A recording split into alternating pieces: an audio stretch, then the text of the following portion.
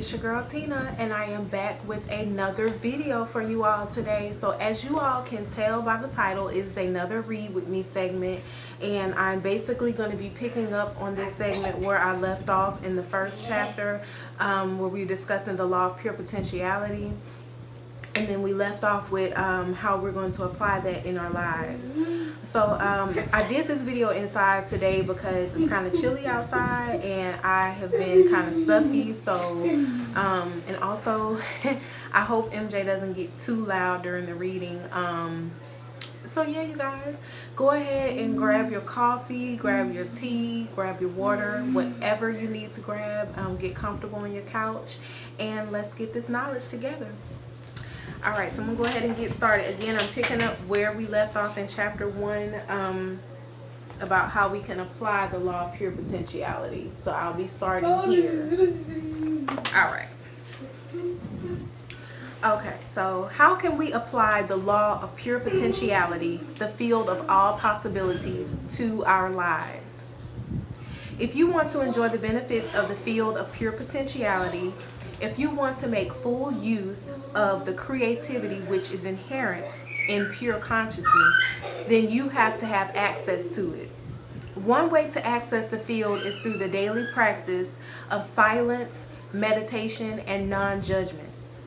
Spending time in nature will also give you access to the qualities inherent in the field: infinite creativity, freedom, and bliss. Practicing silence means making a commitment to take a certain amount of time to simply be. Experiencing silence means periodically withdrawing from the activity of speech. It also means periodically withdrawing from such activities as watching television, listening to the radio, or reading a book. If you never give yourself the opportunity to experience silence, this creates turbulence in your internal dialogue. Set aside a little time every once in a while to experience silence, or simply make a commitment to maintain silence for a certain period each day.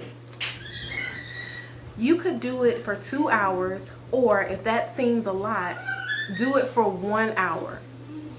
And every once in a while, experience silence for an extended period of time, such as a full day, or 2 days, or even a whole week. What happens when you go into this experience of silence? Initially, your internal dialogue becomes even more turbulent. You feel an intense need to say things. I've known people who go absolutely crazy the first day or two when they commit themselves to an extended period of silence. A sense of urgency and anxiety suddenly comes over them. As they stay with the experience, their internal dialogue begins to quiet, and soon the silence becomes profound. This is because after a while, the mind gives up. It realizes there is no point in going around and around if you, the self, the spirit, the choice maker, are not going to speak, period. Then, as the internal dialogue quietens, you begin to experience the stillness of the field of pure potentiality. Practicing silence periodically as it is convenient to you is one way to experience the law of pure potentiality. Spending time each day in meditation is another way. Ideally, you should meditate at least 30 minutes in the morning and 30 minutes in the evening. Through meditation, you will learn to experience the field of pure silence and pure awareness. In that field of pure silence is the field of infinite correlation, the field of infinite organizing power, the ultimate ground of creation, where everything is inseparably connected with everything else. In the fifth spiritual law, the law of intention and desire, you will see how you can introduce a faint impulse of intention in this field, and the creation of your desires will come about spontaneously. But first, you have to experience stillness. Stillness is the first requirement for manifesting your desires, because in stillness lies your connection to the field of pure potentiality that can orchestrate an infinity of details for you. Imagine throwing a little stone into a still pond and watching it ripple. Then after a while, when the ripple settles down, perhaps you throw another little stone. That's exactly what you do when you go into the field of pure silence and introduce your intention. In silence, even the faintest intention will ripple across the underlying ground of universal consciousness, which connects everything with everything else. But if you do not experience stillness in consciousness, if your mind is like a turbulent ocean, you could throw the Empire State Building into it and you wouldn't notice a thing. In the Bible is the expression, "Be still and know that I am God." This can only be accomplished through meditation. Another way to access the field of pure potentiality is through the practice of non-judgment. Judgment is the constant evaluation of things as right or wrong, good or bad. When you are constantly evaluating, classifying, labeling, analyzing, you create a lot of turbulence in your internal dialogue. This turbulence constricts the flow of energy between you and the field of pure potentiality. You literally squeeze the gap between thoughts. The gap is your connection to the field of pure potentiality. It is the state of pure awareness, that silent space between thoughts, that inner stillness that connects you to true power. And when you squeeze the gap, you squeeze your connection to the field of pure potentiality and infinite creativity. There is a prayer in A Course in Miracles that states, "Today I shall judge nothing that occurs." Non-judgment creates silence in the mind. It is a good idea, therefore, to begin your day with that statement. And throughout the day, remind yourself of that statement each time you catch yourself judging. If practicing this procedure for the whole day seems too difficult, then simply say to yourself, "For the next 2 hours, I won't judge anything." Or for the next hour, I will experience non-judgment. Then you can extend it gradually. Through silence, through meditation, and through non-judgment, you will access the first law, the law of pure potentiality. Once you start doing that, you can add a fourth component to this practice, and that is regularly spending time in direct communion with nature. Spending time in nature enables you to sense the harmonious interaction of all the elements and forces of life, and gives you a sense of unity with all of life. Whether it be a stream, a forest, a mountain, a lake, or a seashore, that connection with nature's intelligence will also help you access the field of pure potentiality. You must learn to get in touch with the innermost essence of your being. This true essence is beyond the ego. It is fearless. It is free. It is immune to criticism. It does not fear any challenge. It is beneath no one, superior to no one, and full of magic, mystery, and enchantment. Access to your true essence will also give you insight into the mirror of relationship, because all relationship is a reflection of your relationship with yourself. For example, if you have guilt, fear, and insecurity over money or success or anything else, then these are reflections of guilt, fear, and insecurity as basic aspects of your personality. No amount of money or success will solve these basic problems of existence. Only intimacy with the self will bring about true healing.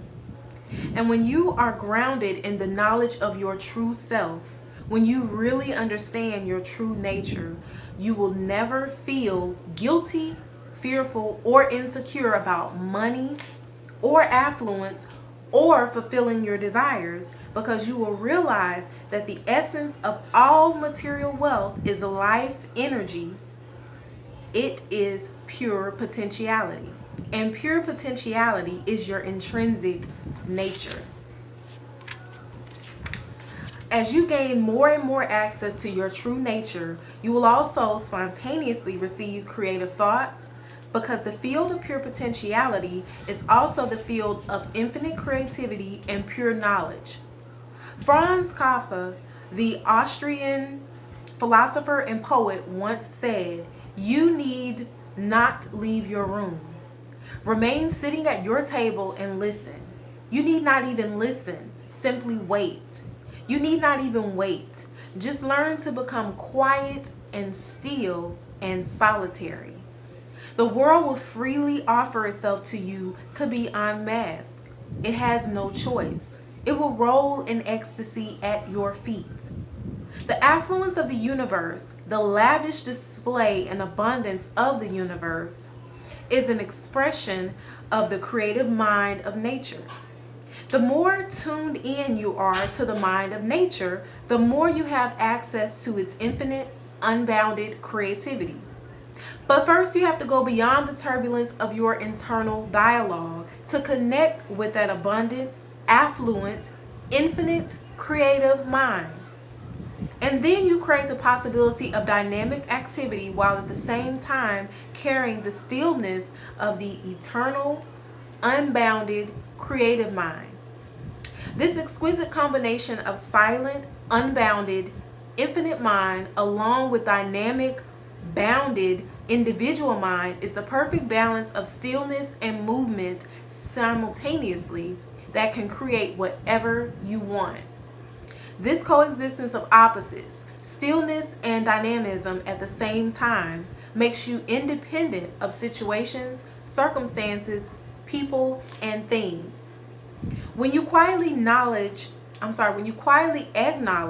this exquisite coexistence of opposites, you align yourself with the world of energy, the quantum soup, the non-material, non-stuff that is the source of the material world.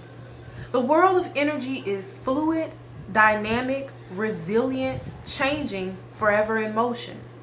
And yet it is also non-changing, still, quiet, eternal, and silent. Stillness alone is the potentiality for creativity. Movement alone is creativity restricted to a certain aspect of its expression.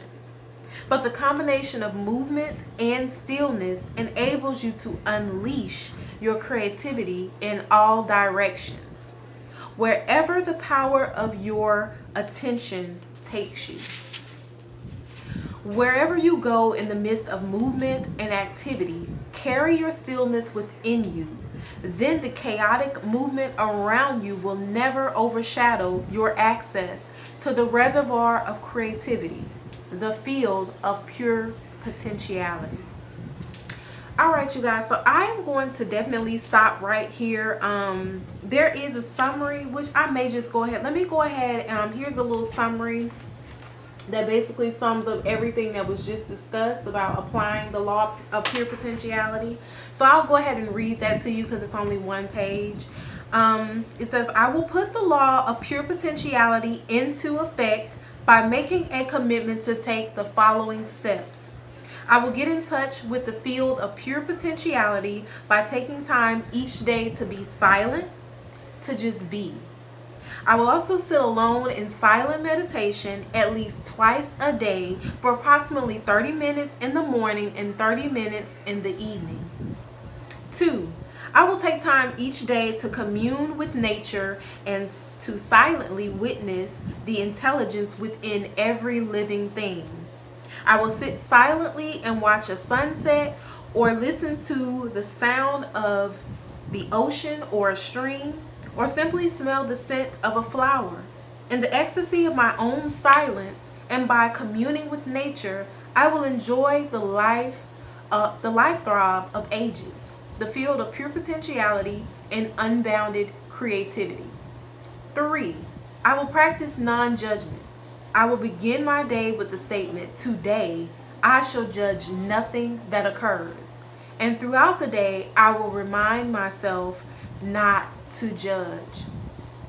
All right, you guys. So that is the end of chapter 1, which again it spoke about the law of pure potentiality. It's basically letting us know that our thoughts are very powerful, very, very powerful. So in order to apply this law in our lives, the summary just stated, in order to gain access to that power that we possess, we want to make sure that we're practicing silence through meditation. Also, we want to make sure that we are what else did it tell us to do? Yeah, commune with nature. We also want to make sure that we are getting into nature, because the fresh air can do your body so much good. Sun gazing and things of that nature has so many benefits for us. But like I said, this month, y'all, I want to let y'all know this month is going to be full of videos packed with health conscious information and information on spirituality. So this month it's literally going to be lit with a bunch of information that is really going to help you all prepare for next year, get you all ready for that year of perfect vision. 2020 is coming around. 2020 is perfect vision, so 2020, that's the year of perfect vision. So I want to go ahead and get you all to start thinking about changing up some things in your life and doing some things differently, so that you can see some different results in your life. All right, you guys, I did not mean for this segment to be this long, but I wanted to go ahead and finish the chapter for you so we can get through that law. I didn't want to extend it out too much longer for you, so I can give you something a little bit more to think about as well. So yeah, you guys, I'm going to go ahead and end it now because I've already been talking enough. So until the next Read With Me segment, if it ain't excellent, it's irrelevant. Until next time.